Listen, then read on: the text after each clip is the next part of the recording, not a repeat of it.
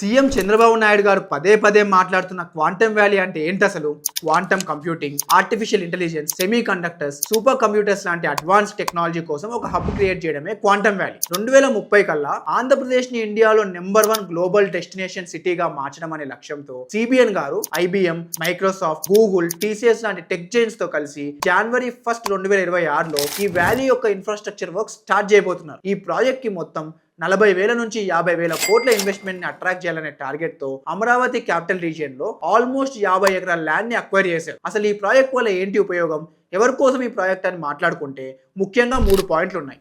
ఒకటి, ఈ ప్రాజెక్ట్ వల్ల డైరెక్ట్ గా 2 లక్షల ఉద్యోగాలు, ఇండైరెక్ట్ గా 5 లక్షల నుంచి 6 లక్షల మందికి లైవ్లీహుడ్ క్రియేట్ అవుతుంది అనేది అంచనా. సో ఆంధ్రప్రదేశ్ లోని యువత పక్క రాష్ట్రాలకి లేదా వేరే దేశాలకు వెళ్లాల్సిన అవసరం లేకుండా జాబులు మన దగ్గరే వస్తాయి అంటున్నారు. రెండోది, ఎఫ్డిఐ, ఫారెన్ డైరెక్ట్ ఇన్వెస్ట్మెంట్ ని అట్రాక్ట్ చేస్తుంది కాబట్టి దీనివల్ల మన గ్రాడ్యుయేట్స్ కి ఇంటర్నేషనల్ ఎక్స్పోజర్ కూడా పెరుగుతుంది అనేది ఇంకో అంచనా. మూడోది, జాబ్స్ క్రియేట్ అవుతే ట్యాక్స్ జనరేట్ అవుతుంది, అప్పుడు పీపుల్ స్పెండింగ్ పవర్ పెరిగితే అమరావతి గ్రోత్ ఫాస్ట్ ఫార్వర్డ్ అవుతుంది అనేది long term and main agenda. కానీ ఇప్పుడు ఈ ప్రాజెక్ట్ లో నేను మేజర్ గా చూస్తున్న 5 ఛాలెంజెస్ ఏంటంటే, హ్యూజ్ ల్యాండ్ అక్వైజిషన్, దీనివల్ల ఫార్మర్స్ లో అబ్జెక్షన్ వస్తుంది. అండ్ రెండోది, ఇది ఒక లాంగ్ గెస్టేషన్ ప్రాజెక్ట్ కాబట్టి రిజల్ట్స్, అప్లికేషన్ అండ్ ప్రాఫిట్స్ కి సేమ్ గవర్నమెంట్ ఉంటేనే కొన్ని సంవత్సరాలు పట్టే అవకాశం ఉంది.